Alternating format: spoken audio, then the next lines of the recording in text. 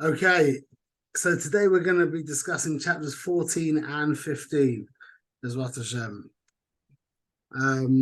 We're still discussing the Beinoni. These really are the last two classes.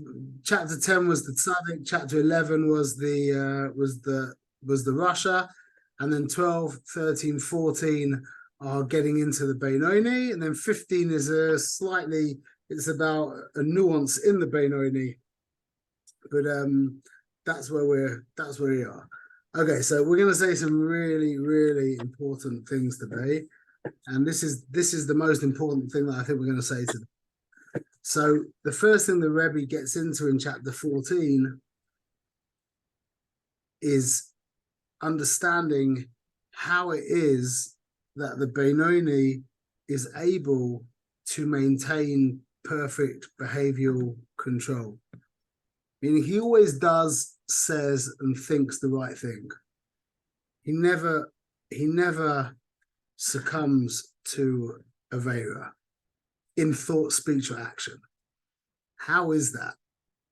So the first thing the Rebbe tells us is he uses a well, let's see if we can we've learned a little bit about identification, yeah? So what's the word in Hebrew for disidentification? Or the words to disidentify with something. Lo atzmi. I mean, I don't know the complex Hebrew word how to say that, but so what's the koyach of the soul that gives us the ability to identify?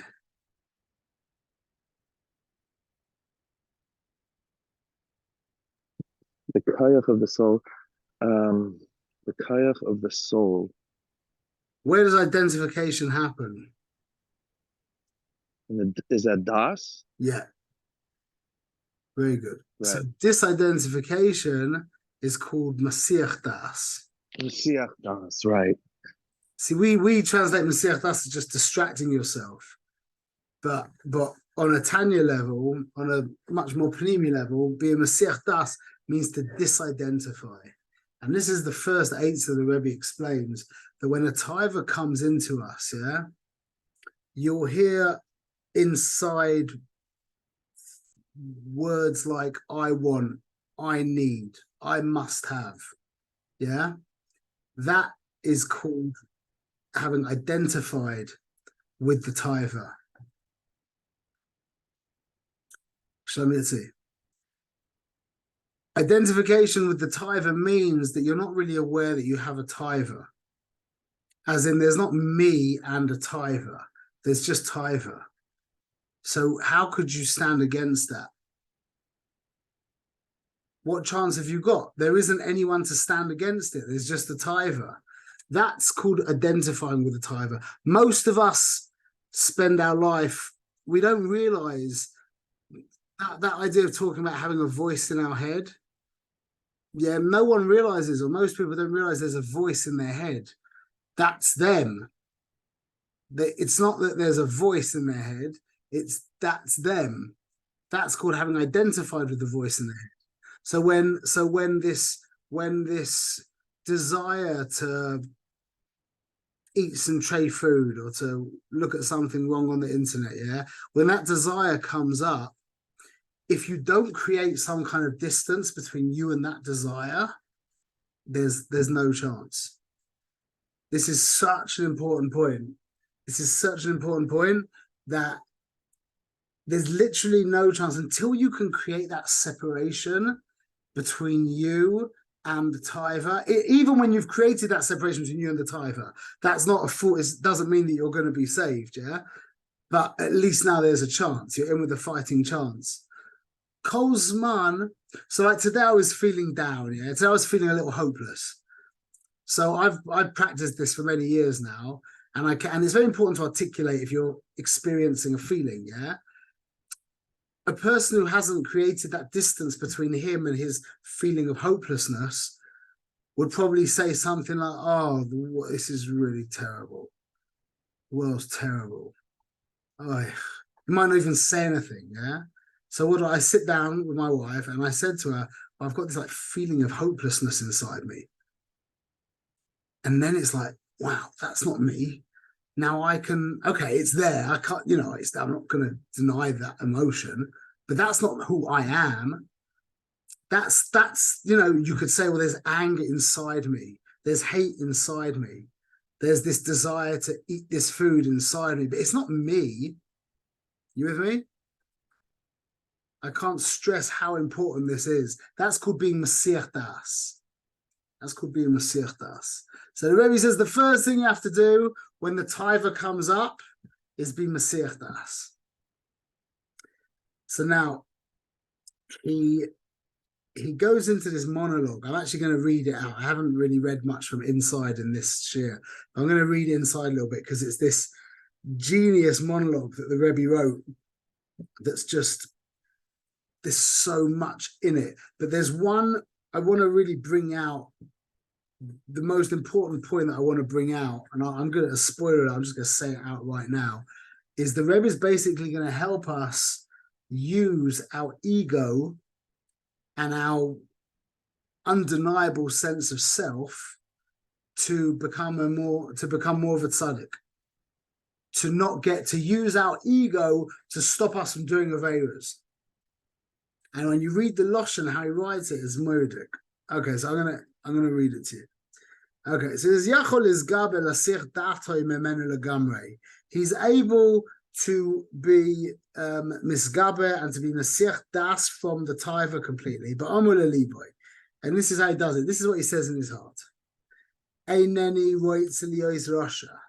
And this is the advice that the Rebbe is giving us to be Masiach Das. So again, Masiach Das means to disidentify, which on a practical level means to create a distance between me and the taiva. There's me, and then there's the taiva. There's not just taiva. I'll give you a good example of this. When you ever had a good example is you ever had a taiva to eat a chocolate bar, yeah? But yeah, obviously, but you have to catch a ma'ariv, and you're like, you say in your mind, well, look, I'm gonna just, well, you've got no option. You if you don't daven ma'ariv now, you haven't got time to get the chocolate bar first, so you don't really want to get the chocolate bar, but you want to go. You do really want to eat the chocolate bar, but you have ma'ariv in the interim. So now, have you ever been in that situation where, like, for example, any taiva you wanted to do, and somehow it worked out by shkacha, you had to daven before you fulfilled the taiva, you had to daven Shemona Esrei. Anybody's had that experience? All you're thinking about is the taiva during the Shemona Esrei. Can you daven to have Hashem take the taiva away? From my experience, yeah, go on.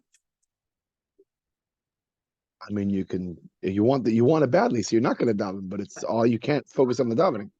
So this is the point. It's as difficult to daven for Hashem to take the taiva away as it would be to be oimed against the taiva stam. You can daven, you could, but it's just as hard. Like for you to turn around to Hashem and say, Hashem, please take away this taiva for me to go and eat this chocolate bar, would be as difficult as me going, I'm not going to go and get that chocolate bar. It's the same thing. You with me? That's because a person's identified with the taiva. Who is there to ask? You've identified with the taiva. So what, the taiva is going to ask to die himself? The taiva is going to ask that he should be killed and removed from the world? You with me? It's like anger. It's like when you're angry, yeah? Unless you create that distance between you and the anger, how could you daven to Hashem to take the anger away? That's like davening to die. People with me? You're happy in the profundity of this idea? So this is what the Rebbe says. This is how we do it. The first thing is you have to assert Eineni roitz lios rasha afilu shah achas. I don't want to be a rasha even for a moment. First things first is you have to you have to establish that there is another Ratzon.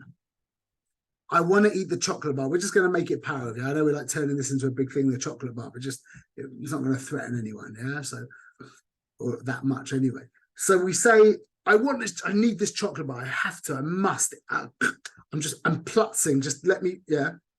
First thing is you say, I don't want to be a Russia. I don't want to be a Baltaiva.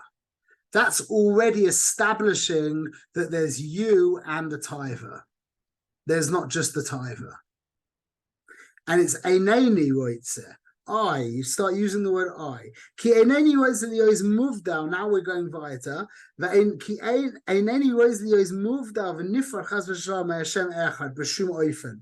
I don't want to be separated from God in any way.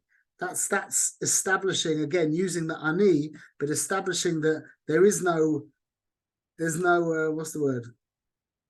It's an all or nothing situation. Because it says that Averas make a separation. I want to be David to him.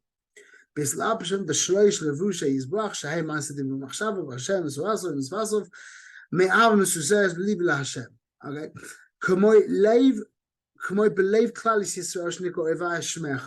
Just like this is my natural state. At this point now in the Rebbe's monologue, this famous monologue that he gives, the Yid has established that really this isn't who he is. The Taiva is not who he is. Who he is a being that wants to be David to Hashem in his thought, speech, and action. He doesn't want any separation between him and Hashem. He just wants, that's it. But there's still the Taiva. But at least now I've established who I am.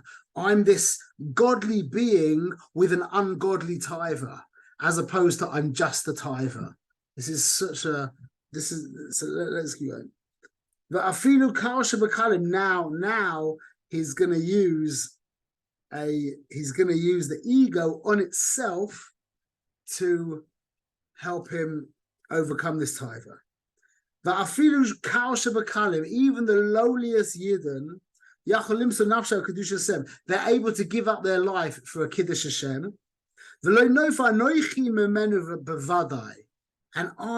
And he uses the word anoichi, not ani. Anoichi is Shem Gaiva. Yeah, Hashem says the word anoichi. I don't say anoichi. He says, I am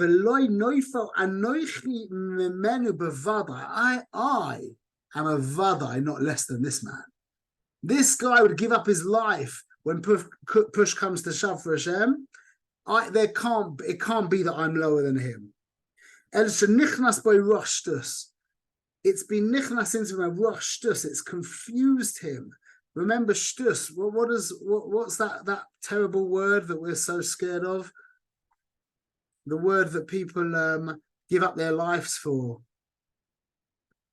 That we've spoken about so many times. The word that Avram Avinu is able to rise above his Shita. That's Lashon Ruach Shtus. Shtus and Shita is the same Moisius. Shita is the opposite of Masiach Das. The Shita means that you have identified with X. That's B'chol Mo'idecha. So it's Ela Nichnas by Ruach Shtus that he's become identified with this. He's become identified. Nichnas as well is Lashon Panimi. It's gone Panimi. It's become his Panimius. Why does it have to say Nichnas by Ruach Shtus? Why not Makiv lo Ruach Shtus? Or Nizdabeg lo Ruach Shtus? Nichnas by Ruach Shtus. He's become confused with who he is, with what he is. Now he's just this taiva. So he's saying, no. He's articulating it now. This is what's making the people fall, is they've become completely identified with this taiva. And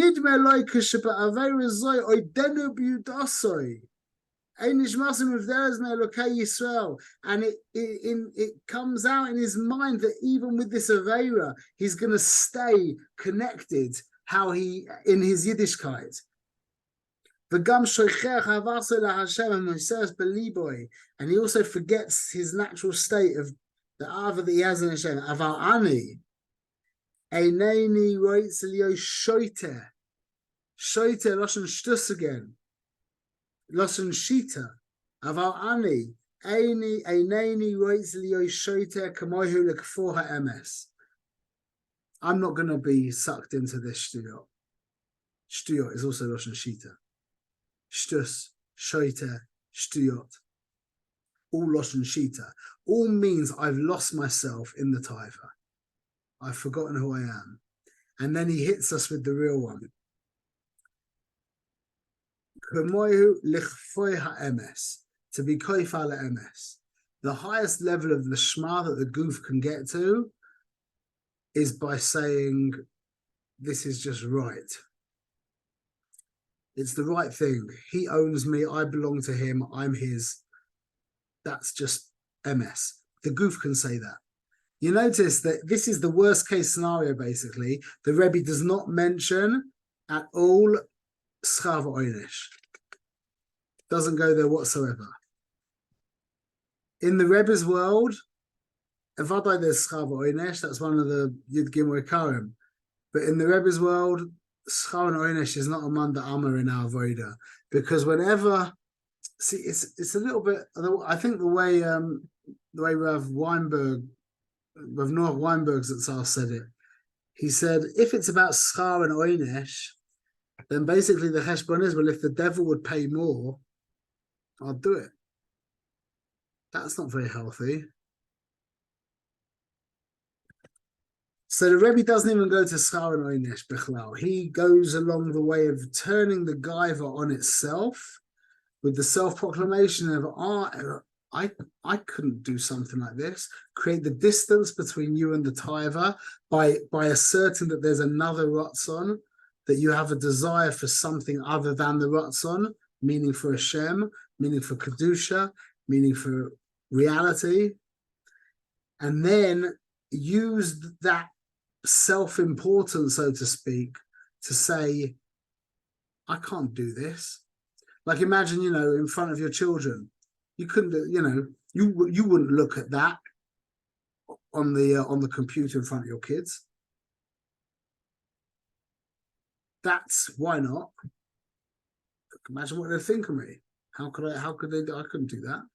That's again using that's using the self on the self, and it's important to know that at the time of the flaring of a taiva like this, one's sense of self is by definition it's mamish pumping. So it's dafka the right tool to use at that time because it's really in its element, that sense of self. Okay. So the Rebbe goes on. Are there any questions on that idea? Because that's a big idea. No questions. It's more of a statement. It's game changing. Go on. I'm just saying this idea is like at the moment to introduce that is it's b'chol. It's very like behaviorist, and it's coming from a kedusha type of thing. Yeah. Yeah. Then he tells us again, not again. He basically tells us that in his system of reality, it's not in our abilities to become a tzaddik. That's what he says. He said very clear. He says, "Avoid matana tenas kohanas," meaning that it's a matana from Shemayim. Two people can work as hard as they want, both mamash smashing themselves in every way they can and breaking tires and being oimed on the nisyonos and b'haftarecha kamoicha and all the inyanim, and they still won't become a tzaddik. He said that becoming a tzaddik, meaning that your inner world is completely in line with the Rebbeinu Shalom, that is considered a matana min hashemayim. And then he asks the question that he asked in the first page of Tanya, where Eov turns around and says, "Barasa tzdikim, barasa rishayim," in the Gemara in is it Bava Metzia or Bava? Bava Basra. It's in Bava Basra. He says Barasra Tzdikim Barasra Rishoyim. Yeah, about Tzadik V'Rasha Lo Ka'ama, says the Tanya. Hashem doesn't determine whether or not you're going to be a tzaddik or a rasha. That's called bechira chofshis. That's up to you. That's your choice. So he answers in this question by saying, really, he did create tzaddikim and rashoim, meaning a rasha, a tzaddik, a Beinoni is basically a rasha who's behaving like a tzaddik. He's got the same inner workings as the rasha, but he's behaving like a tzaddik. So there really are two creations in the world. There's Rishoyim and Tzaddikim. Now, the problem is that we only have one word for Rishoyim. So, those Rishoyim, Yemach Shemam on October 7th, yeah, we call them Rishoyim. And then we're saying, well, I'm also a Rasha. So no, we're not saying like that. Rasha means a person who's got a healthy sense of self. That's what it means. That's what it says in the Haggadah. What's the definition of a Rasha in the Haggadah?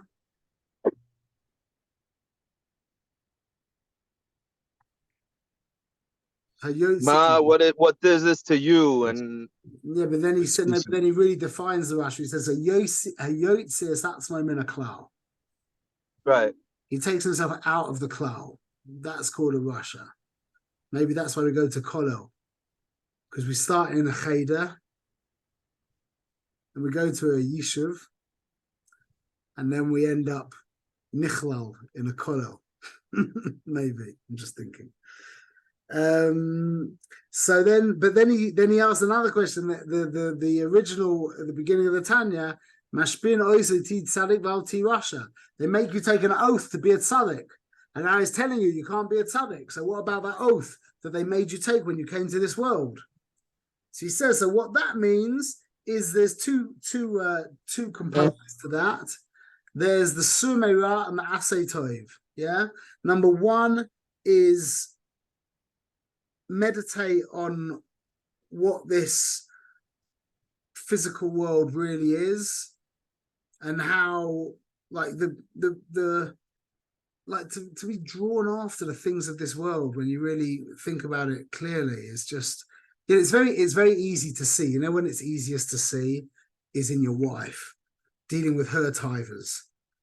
When you see a tiver taken out, or your kids, when you see the tiver taken out of your immediate urgency, yeah, and you see it in someone else, it's ridiculous, no? And you're just like, pull yourself together. What are you doing? What are you doing? Stop doing that. Stop it. In yourself, you're like, it's the opposite. It's like, how can I ever stop doing that? But by somebody else, it's very easy. Once the urgency has been taken away, it's very easy to see how ridiculous it is. That's number one. Number two is contemplate where it goes afterwards. Like the tiver of well, just think about the tiver of food. What happens to once you've eaten a whole bunch of pizza? What does it end up as? Where does it go?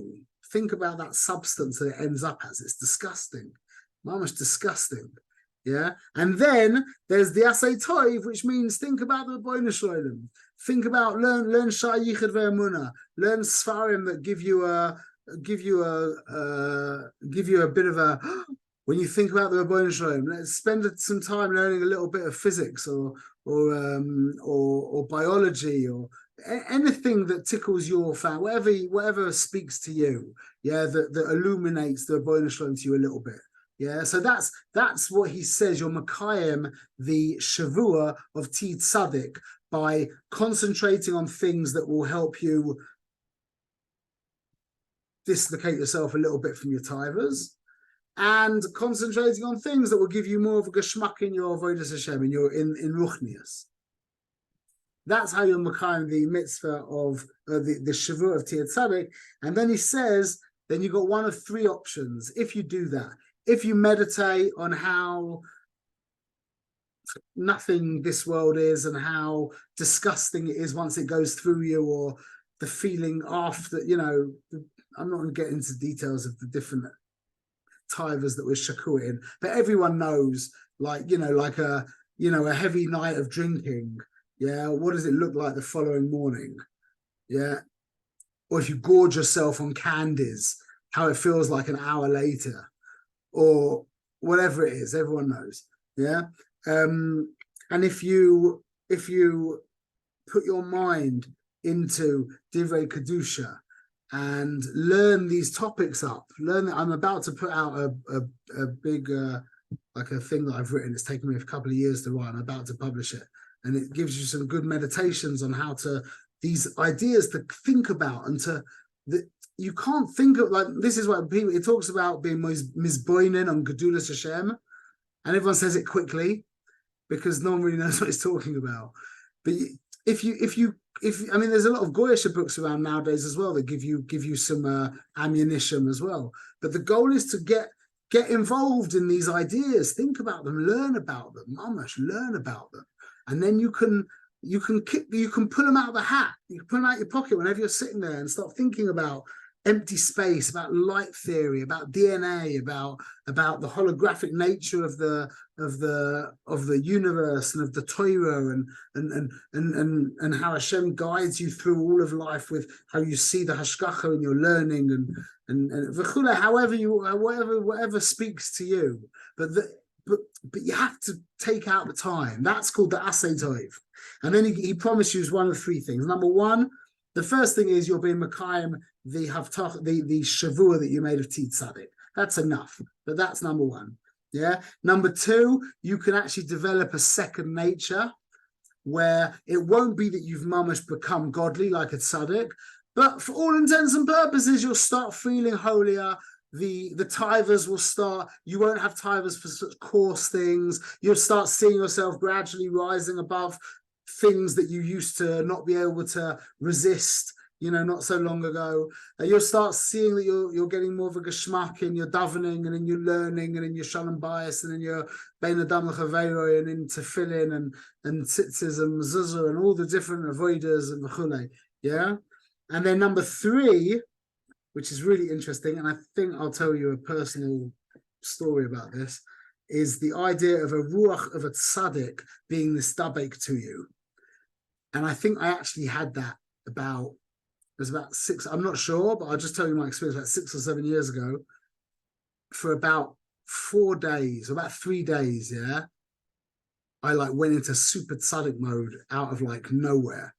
I don't know what happened, but I couldn't look at women, and I couldn't I was like, I can't even explain to you what happened. And then it went away, and I ended up going and looking at stuff on a computer that I shouldn't have looked at.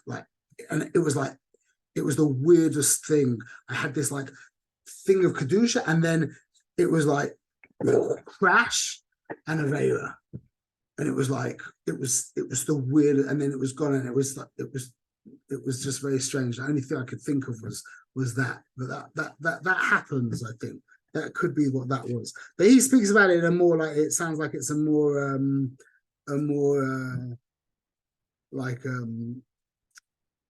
constant thing. But that also is the point. Okay.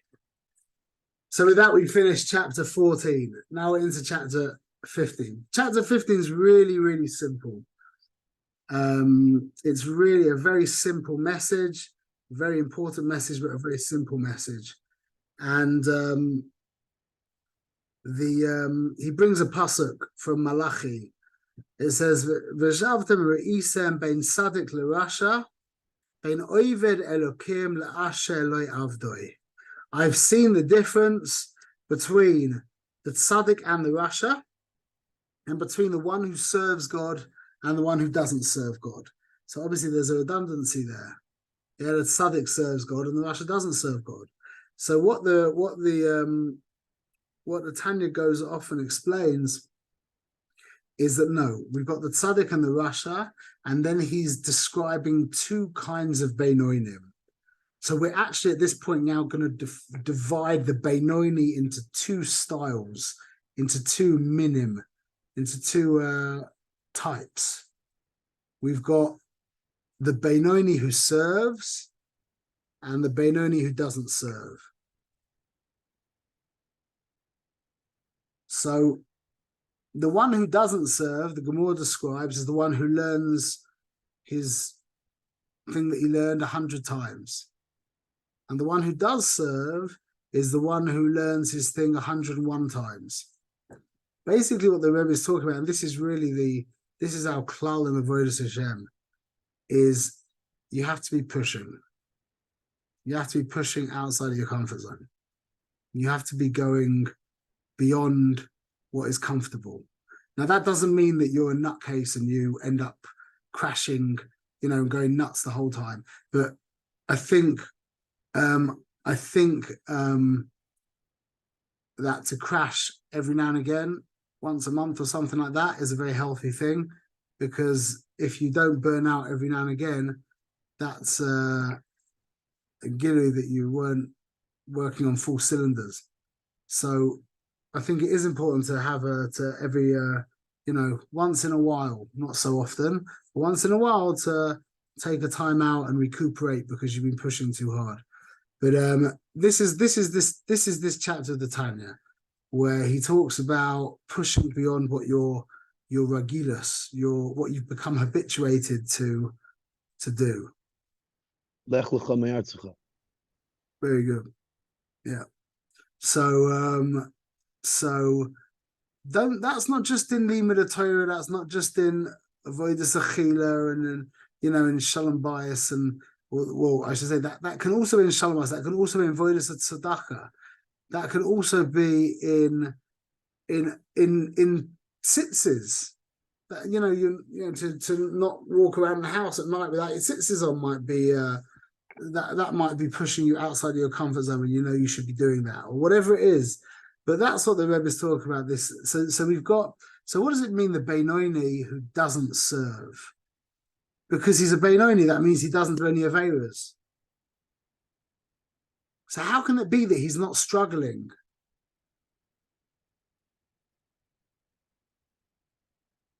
So it means that he's one of two options. Either he's kind of a very dispassionate, kind of wet person. His personality is very dispassionate and passive, and he doesn't have the desire for any avera in any way. And therefore he is not doing any averas, and he's doing only mitzvahs, but that's just his default. That's just his coasting. He's just an autopilot, but his autopilot looks pretty good.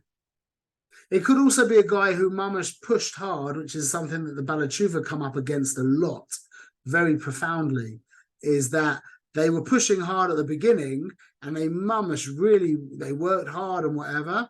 And then after a few years, it becomes like second nature, and then they start coasting, and then that's it. They've fallen into Haredi society, and they're not doing averas, and they're doing mitzvahs, but they're just there's no fight. And when there's no fight, you start to just like your body. If you don't exercise, your body starts to deteriorate. If there's no pushing, if there's no tension, you know what I'm saying? What is it the Gemara says that the Malachim are standing over each blade of grass, hitting it, saying Gadol, Gadol, grow, grow, yeah? Why hitting it? There has to be in the Kabbalah, it always talks about the Hakos, Kalim, and Oirus. There's the Hakos of Kalim, where there's the friction of the Kalim that causes the Nitzotzin to fly out and to create to be Mechaya lower levels, and there has to be a level of friction. There has to be a level of discomfort, a level of striving. There has to be like every single film is always about a hero against some kind of villain. It could be his own villain inside, or it could be some, there's always the protagonist and the antagonist. That's every film boils down to that. The drama of life. Everybody, that's the drama of life. There has to be some kind of friction. It's the Flintstone. It's the mere essence of creating a spark. You need to create the friction. You need to create it in order to create something. It's not going to come from nothing. Yeah, beautiful. Square. Absolutely. So like what Avi said, exactly that. This idea there needs to be that friction. How do you make a fire?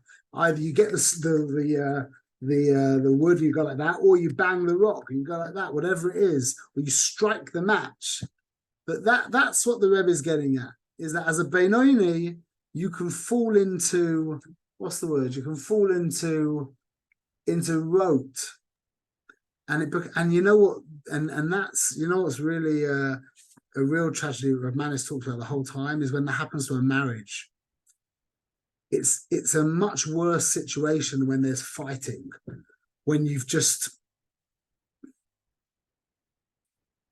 normal. And then no one knows what the problem is. Well, the man doesn't usually care, but the woman, this is what Rav Manis says, is the woman doesn't even know what the problem is. She just feels alone.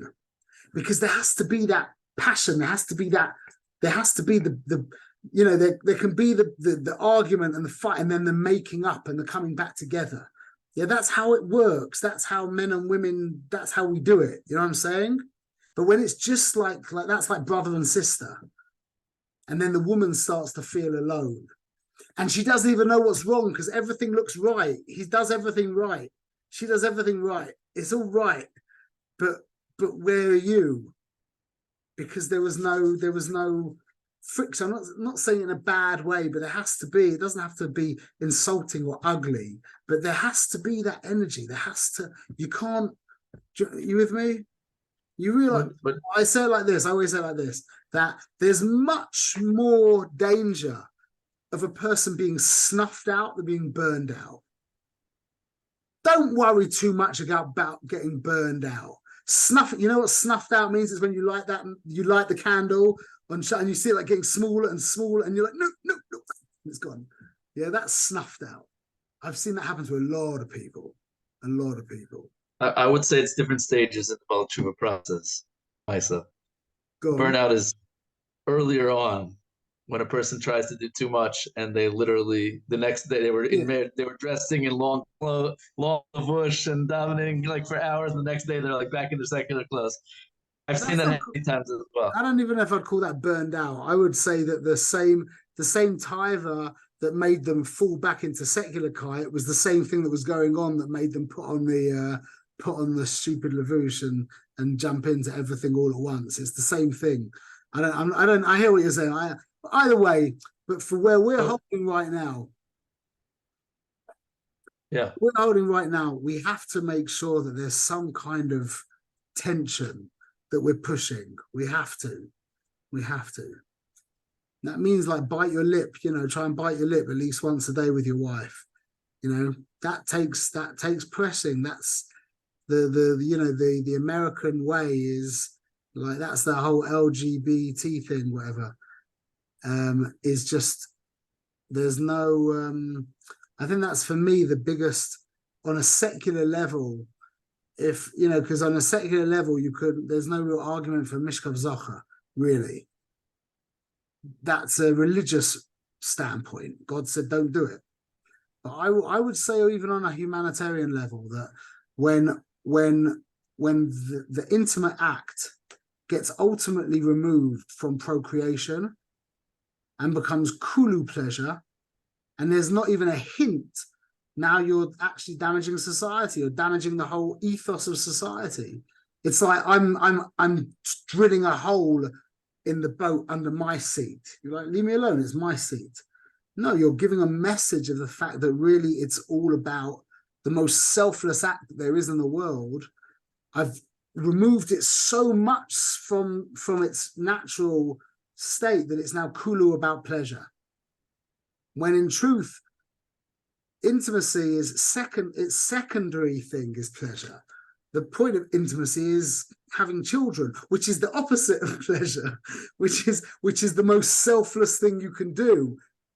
So there's like this dichotomy of intimacy, is there's the selfless aspect of having children, which is the ultimate level of selflessness. And then there's the selfish aspect of pleasure, which is the ultimate level of selfishness. So at least when it's between a man and a woman, there's still a remez, or at least they have to take precautions that doesn't happen for chule. Whereas when you take it out of that context, now you've completely removed it from any notion of selflessness. It's not relevant bichlal that act even has anything to do with selflessness. Yeah, that's damaging, I think. That's a damaging message. Anyway, that's just my own thoughts. That was off topic a little bit. So just to finish off, yeah? To finish off, I don't know if you remember back in chapter 9, we spoke about the 3 levels of bittul. We spoke about the brain, the heart, and the ava, like the limb, like the hand. Anyone remembers this? A little bit. So the level of the brain, the bittul of these are all levels of bittul, yeah? The level of the brain, I describe it as like, you know, the guy who works for you who's on his telephone. But he's a good guy, and the minute you need him, the telephone's away and he's right there. But if there's nothing to do, he's at the corner there on his phone, you know? The minute yeah, that's bittul. He's bottle. He's mevatel his ratzon. He has a ratzon. When it doesn't interfere with your ratzon, he's with his ratzon. But the minute there's a contradiction between your ratzon and his ratzon goes out the window and he's there for you. That's the level of bittul of the brain. The brain is thinking about its own stuff, and then you're like, brain, I need you to help me do this. And he's like, okay, let's forget that. I'm with you. That's bittul. That's a bittul of the brain, yeah? Then I'm going to jump to the ultimate bittul. Then there's the bittul of the hand. The bittul of the hand is that it just hangs there. If your hand is doing something not connected to your ratzon, it's called a makova, like your car sitting in your garage. If your ratzon isn't connected to your car just sits there. That's a much deeper level of bittul than the brain, yeah, than the guy who's working for you. Because he's got his own ratzon where he puts to the side when you need him. The car doesn't have its own ratzon. It just sits there waiting for you. It's just waiting for you. Yeah? Then there's so that's the hand. So we've got the brain, which is the lowest level of bittul, the hand, which is the highest level of bittul, and the intermediate level of bittul is the heart, or any of the internal organs. It's beautiful. This is from the Lubavitcher Rebbe, but I'm helping us understand this level of the Beinoni who doesn't serve. The heart, what does a heart do? It pumps. Now, in our blessed age, human beings can take a heart out of one man and put it in another man, and it keeps on pumping. So a heart pumps. If a person was to extract a heart from a body, it could still pump if you linked it. That's all it does. That's its thing. Its thing is to pump. Now stick it in my body over here and connect it up to all the tubes and stuff, yeah? And thank God it just wants to pump. My whole body is dependent on him. But it's not really selfless. It's not like the hand is just sitting there waiting for you to call him. The heart does its thing. The heart pumps. The liver filters. The spleen creates bile, whatever it does, yeah? All the things that the internal organs, the lungs do their thing, pump oxygen. They do their thing. But in context, they find their place. That's a deeper level of bittul than the brain. Because the brain, he's doing his thing, but his thing is not connected to you. Now you need to grab him, he drops his thing. The heart is doing his thing, but he's in the right place at the right time. You with me? That's the Beinoni who doesn't serve. The Beinoni who doesn't serve is just, he's a good guy, man. He's like, he's not into Averas, he's into mitzvahs, he's not a big Baal Taiva. He's like, if he wasn't in the base medrash learning Torah, he'd be in a laboratory somewhere studying some other books. That's who he is. He's bookish, he's a nerd, he's into learning. Intellect. He's dispassionate, what? He's an intellect. He's a what? He's an intellect. An intellect. Yeah, he's a dispassionate. He might even be, he's not that, so he's just a dispassionate person. He's not into Tivas Nashim. He's a cold, frigid person, whatever it is. But it happens to be that his nature is in line with Ratzon Hashem. That's like the heart.